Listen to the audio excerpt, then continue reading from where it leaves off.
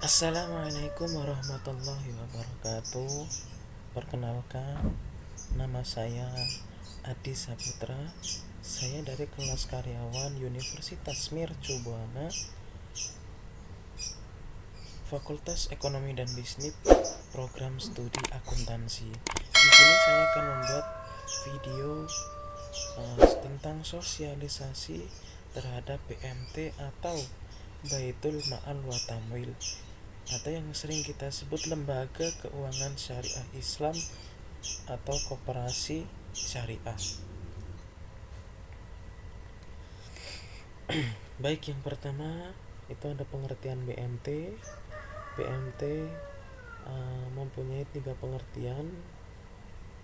Pengertian yang pertama itu menurut Karnain, bahwasanya BMT itu adalah pengembangan ekonomi berbasis masjid sebagai sarana untuk memakmurkan masjid. Jadi ini menurut Karnain, BMT itu hanya pengelola masjid atau pengurus masjid. Untuk apa? Untuk memakmurkan masjid tersebut. Kemudian pengertian yang kedua itu menurut Abdul Aziz dan Mariah Ulfa. Ini menurut mereka BMT itu adalah lembaga keuangan mikro yang dioperasikan dengan prinsip bagi hasil, menumbuh kembangkan bisnis usaha mikro dan kecil dalam rangka mengangkat derajat dan martabat serta membela kepentingan kaum fakir miskin. Jadi kalau menurut Abdul Aziz dan Mariah Ulfa, BMT itu adalah lembaga keuangan mikro yang prinsipnya bagi hasil supaya dapat mengangkat derajat dan martabat kepentingan kaum fakir miskin. Terus pengertian yang ketiga ini BMT secara luas. BMT secara luas apa sih? BMT secara luas adalah lembaga keuangan non-bank yang beroperasi berdasarkan syariah dengan prinsip bagi hasil yang didirikan oleh masyarakat di suatu tempat atau daerah.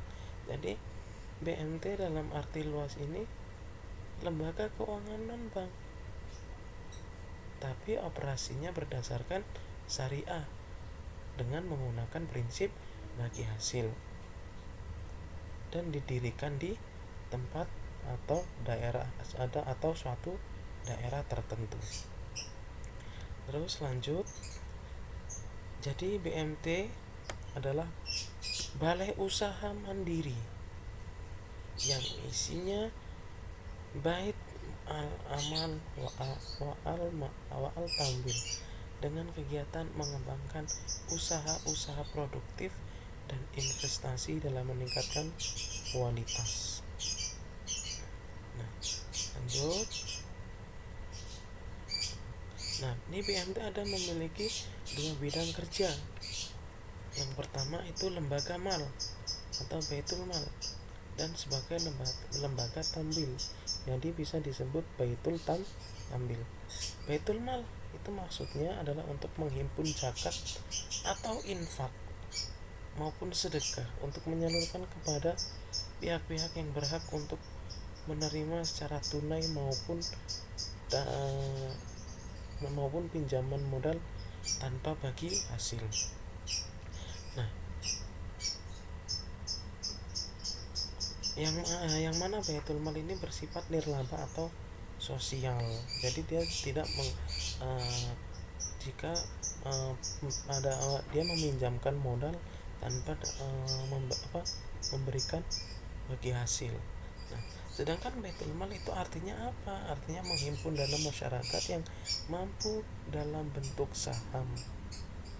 Menghimpun dana masyarakat, jadi dana masyarakatnya dihimpun yang kira-kira mampu itu dalam bentuk saham, simpanan atau deposito, kemudian disalurkan sebagai modal usaha dengan ketentuan bagi hasil.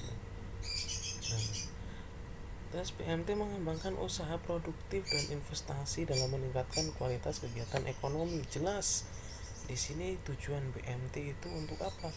untuk mengembangkan usaha-usaha yang usaha-usaha produktif dan investasi dalam meningkatkan kualitas kegiatan ekonomi, baik dari pengusaha makro maupun mikro. Terus, nah di sini ada visi dan misi dari BMT, dibentuknya BMT.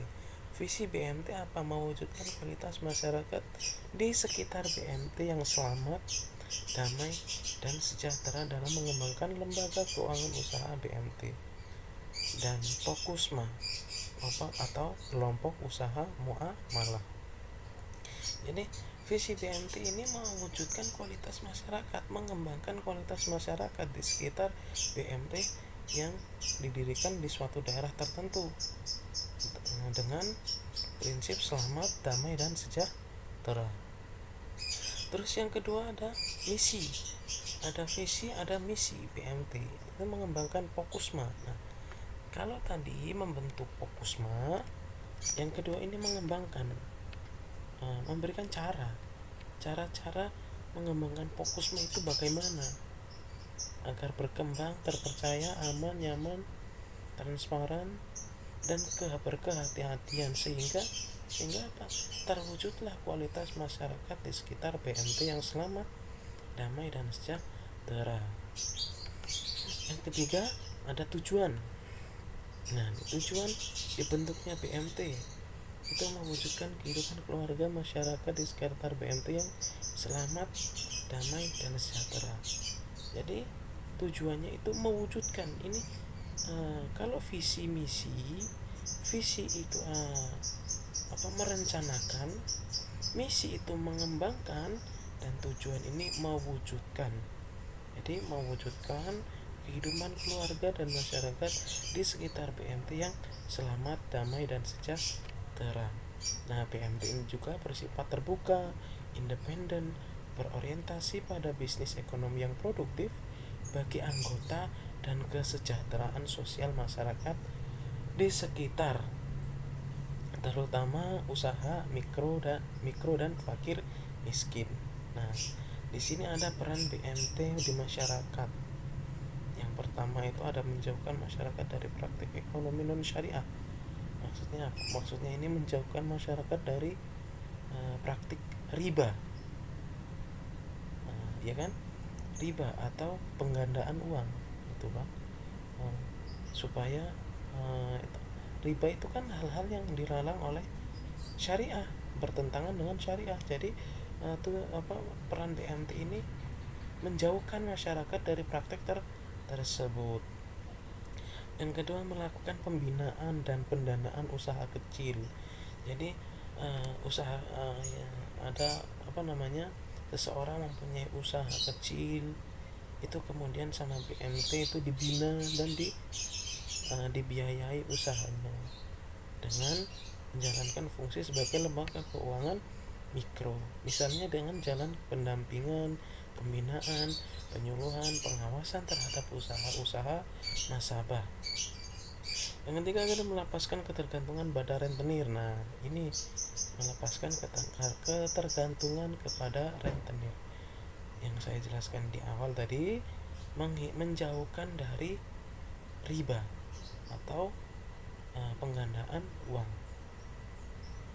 Ini di sini melepaskan ketergantungan pada rentenir. Nah, BMT ini mempunyai tujuan seperti ini, melepaskan ketergantungan pada rentenir agar apa? Agar terhindar dari hal-hal yang tidak diinginkan. Ini misalnya tersedia dana setiap saat, birokrasi yang sederhana, terus menjaga keadilan ekonomi masyarakat dengan distribusi yang merata. Nah, keadilan masyarakat itu mendapatkan keadilan ekonomi yang merata, yang sama. Jadi tidak dibeda-bedakan. Lanjut. Nah, di sini prinsip BMT didirikan. Yang pertama itu ahsan, mutu hasil kerja yang baik. Itu kalau Arabnya itu thayyiban, terindah.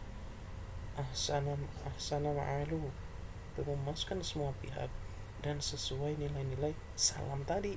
Salam itu apa? Kedamaian, keselamatan, dan kesejahteraan. Yang kedua ada barokah, yaitu berdaya guna.